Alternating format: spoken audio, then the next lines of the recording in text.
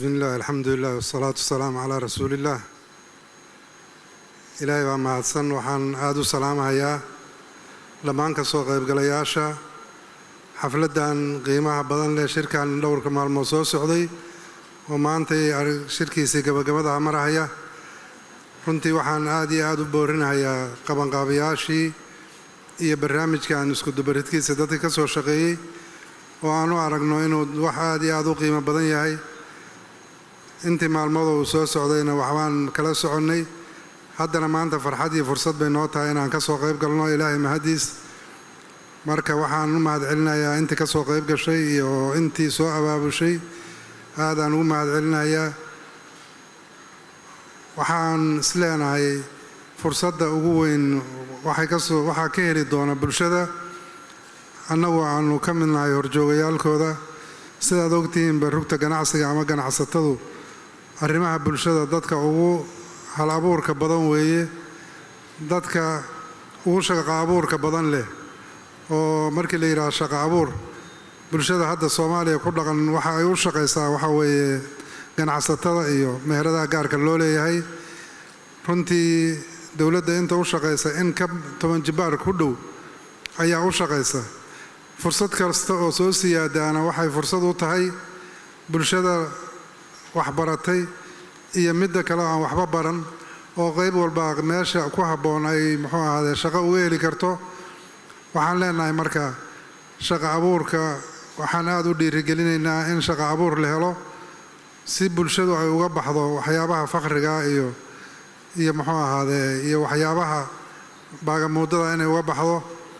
annaga markasta rugta ganacsiga xafladaan qabanaa waxaanu dhiirigelinaa dhallinyarada wax soo baratay inay hal abuur samaystaan oo ganacsiga ku biiraan. ganacsiga siday ugu biiri lahaadeenna waxaan isleenahay waan ognahayoo qofku haddee intuu intaasusan la soo harjadahay waxbarashadiisii inuu masna dhaqaalo uu ganacsi ku abuuro aysan u sahlanayn. laakiin waxaan ku dhiirigelinaa inay shaqooyin yaryar oo muxuu ahaadee aqoontooda ay ku kobcinayaan ay abuurtaan. waxaan leenahay marka cid kasta oo wax ku soo kordhinaysa ganacsiga iyo waxa fursad ka jirta haddii ilaahay idmo iyo dhallinyarada waxbaratay aad iyo aadaan ugu boorinaynaa inay arrintaasi sii socoto.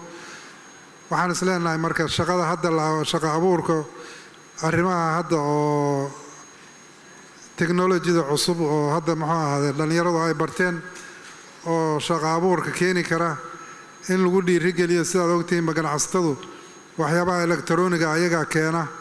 markay keenaanna dadka ka shaqeeya waa dad dhallinyaro ah oo ama sii iibsada ama hal abuur ahaan uga shaqeeya. marka waxaan rabnaa in haddii ilaahay idmo wax kasta oo ka qayb qaadan kara shaqo abuurka ayaa annaga fursad noo ah. wax kastaoo fursad noo ah wax kastaoo bay-ada badbaadin kara oo bay-ada markii laga hadlo oo la yidhaahdo waddanka bay-adiisa in badbaado loo helo aaday fursad u tahay.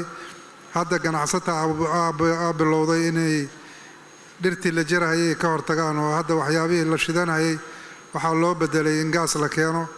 meelo badanoo hadda haban waaweynaa la dhisayaa. waxaan isleenahay marka in la iskugu tago oo cid jeeb yar iyo cid jeeb roomba ay ka qayb qaataana fursada. marka annaga aadaan u boorinaynaa waxaanan diyaar u nahay haddii ilaahay idmo inaannu ka qayb qaadanno waxyaabaha shaqo abuurka ah. horey sidii ganacsatadu uga qayb qaadan jireen aad ogtihiin inaan haddana uga qayb qaadanaan diyaar u nahay. aad iyo aad u mahadsantihiin. wasalaamu calaykum waraxmatullah.